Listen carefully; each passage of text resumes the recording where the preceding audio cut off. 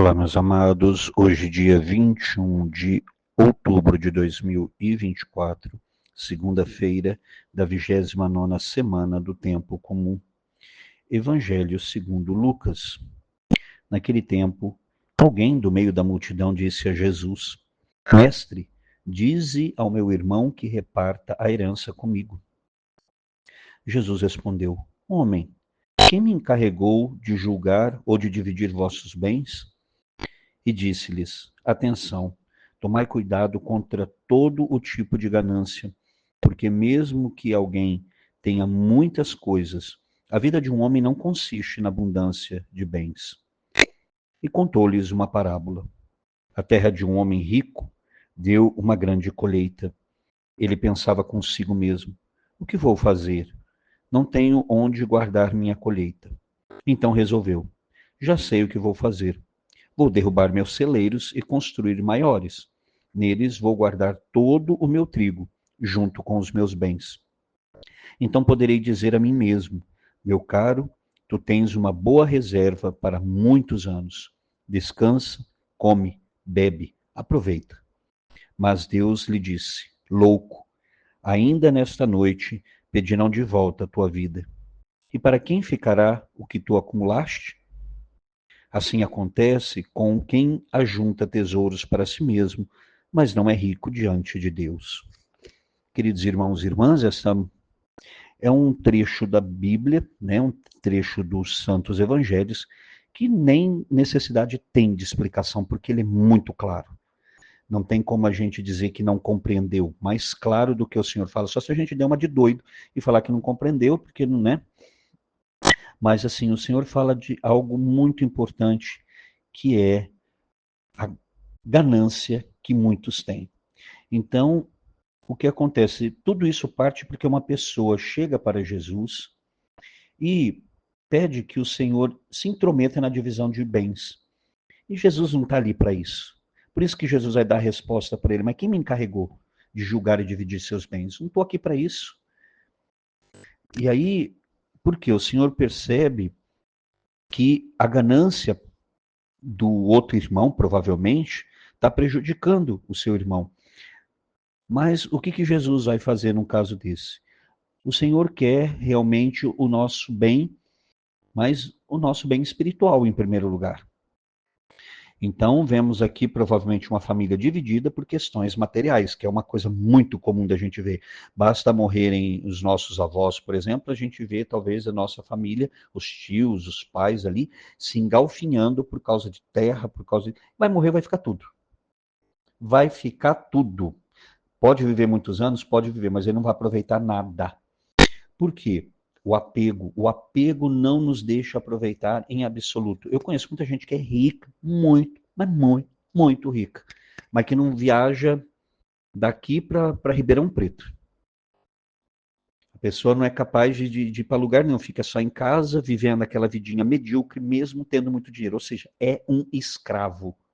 O escravo não saía para lugar nenhum. Tem muita gente escravizada pelos bens materiais, não fazem nada, só guardam, guardam, acumulam. É uma pobreza, embora tenha muito dinheiro, é pobre, uma pessoa pobre, né? Ou como dizia um amigo meu, é tão rico que só tem dinheiro. Porque a riqueza nem sempre ela é financeira ou monetária. Tem muita gente que não tem onde cair morto, mas tem uma riqueza, uma felicidade, uma alegria que nada atrapalha. E aí Jesus conta essa parábola. Diante desse pedido do rapaz, ele vai contar dessa parábola. Provavelmente aqui Jesus está falando: olha, tanto você quanto o seu irmão que estão aí se engalfinhando por causa dos bens que os seus pais deixaram, quando vocês morrerem vão ficar tudo aqui. Aí ele conta essa parábola desse homem muito rico, que teve uma colheita abundante, enorme, que não tinha onde guardar. Ele falou: bom, o que eu vou fazer? Bom, vou derrubar os celeiros que eu tenho, vou construir maiores, aí sim eu vou aproveitar. Por quê? Porque eu vou ter uma reserva para muito tempo, por muitos anos, eu vou ter aqui reserva de trigo, os meus bens e tal, e eu vou ficar bem tranquilo. Então o que eu vou fazer? Eu vou descansar, eu vou comer, eu vou beber, eu vou aproveitar. Já deveria ter feito isso, né? Então, só que o que acontece? Ele só não sabe que ele vai morrer naquela noite. E o que adiantou ele acumular tudo isso? Para quem vai ficar? Para o povo brigar. Então, assim, nós temos que ter reserva na nossa vida, claro, pelo amor de Deus. Mas nós, talvez, né, espero que você não seja esse tipo de pessoa que só pensa em guardar, não aproveita. Eu falo, mas qual é a função de eu ter dinheiro se eu não posso aproveitar dele? De ter, comer um pouquinho melhor de vez em quando. Claro, não é abusar também, sair à torta e direito. Equilíbrio. Esta é a palavra-chave. Ou somos desequilibrados porque gastamos demais, ou somos desequilibrados porque guardamos demais. Então a gente tem que saber o momento de gastar, o momento de guardar. E aqui é o que esse homem, né? Ele acumulou, acumulou, acumulou, não dividiu com ninguém, não deu para ninguém. Ah, não, agora eu vou poder aproveitar. Jesus fala: olha, vai apresentar, louco. Deus vai dizer para ele: louco, nessa noite mesmo vão pedir de volta a tua vida. E o que você vai fazer com tudo isso que você acumulou? O que vai fazer? Vai ficar para os outros. Você não tirou proveito nenhum. Quando você resolveu tirar proveito, era tarde demais. Então, por quê? Porque estava escravizado pelo acúmulo, escravizado, e tem muita gente, e a gente nota isso às vezes, e eu falo com tristeza, viu, gente? Eu sou uma pessoa que já sou dizimista há muitos, muitos, muitos anos. E uma das coisas que mais me entristece é ver a dureza do católico quando você fala de dízimo. Às vezes dá aquele dízimo assim que você fala, não é possível que a pessoa. Não, tá dando, tudo bem. Mas é aquele tipo de desencargo de consciência. Dá um valorzinho ali só para. Ah, eu sou dizimista. Não quer dizer nada, né?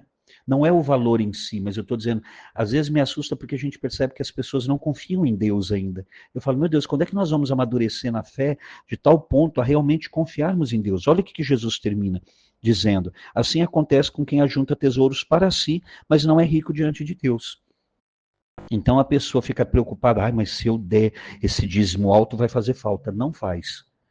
Eu te falo como um dizimista de 30 anos. Gente, é preciso dar passos na fé. Até quando nós vamos ficar com medo? É um medo, medo, tudo é medo. Ai, se eu tirar vai faltar. Não vai faltar. É preciso dar passo na fé concreto. Não adianta falar que tem fé, mas não mostrar com ações. E eu conheço um monte de gente que diz que tem fé, mas quando chega na parte financeira, é como esse homem aqui, só quer acumular, quer guardar. Ai, mas se eu der, vai faltar. Ah, mas se eu tirar 10% do meu salário, então vai lá dar um valorzinho irrisório para dizer que dá. Volto a dizer, não é a questão do valor em si. Mas você está entendendo o que eu estou dizendo? É a falta de confiança em Deus. É o medo de que se eu tirar, vai faltar para mim, que Deus não vai vir em meu socorro. Ele vem. Então é isso que o Senhor está nos ensinando hoje. É preciso ser rico diante de Deus, ou seja, dar passos concretos, não ter medo achando que Deus vai nos abandonar, que Deus vai nos esquecer. E, Senhor, nós queremos nessa semana pedir essa graça da fé. Que nós tenhamos uma fé viva, uma fé verdadeira, Senhor, uma fé concreta, que se demonstra em ações, não somente com palavras. Que demonstra realmente que nós cremos num Deus que é poderoso, num Deus que é misericordioso, num Deus que é providente e que sempre estende a sua mão e derrama a sua bênção sobre todos aqueles que nele confiam. Mãe querida, nós pedimos a tua intercessão para que nós, assim como a senhora que confiou plenamente em todos os planos de Deus, nunca duvidou, nunca teve medo, que nós também aprendamos da mesma forma a confiarmos, sabendo que o Senhor jamais vai nos abandonar, principalmente quando damos os nossos passos na fé. E nós pedimos, Mãe querida, intercede por nós, intercede também pelo nosso Brasil. Ave Maria, cheia de graça, o Senhor é convosco. Bendita sois vós entre as mulheres, e bendito é o fruto do vosso ventre, Jesus. Santa Maria, Mãe de Deus, rogai por nós, pecadores, agora e na hora de nossa morte. Amém. E que desça sobre você, meu irmão e minha irmã, pela intercessão da Virgem Santíssima, a bênção do Deus Todo-Poderoso, Pai, e Filho e Espírito Santo. Amém.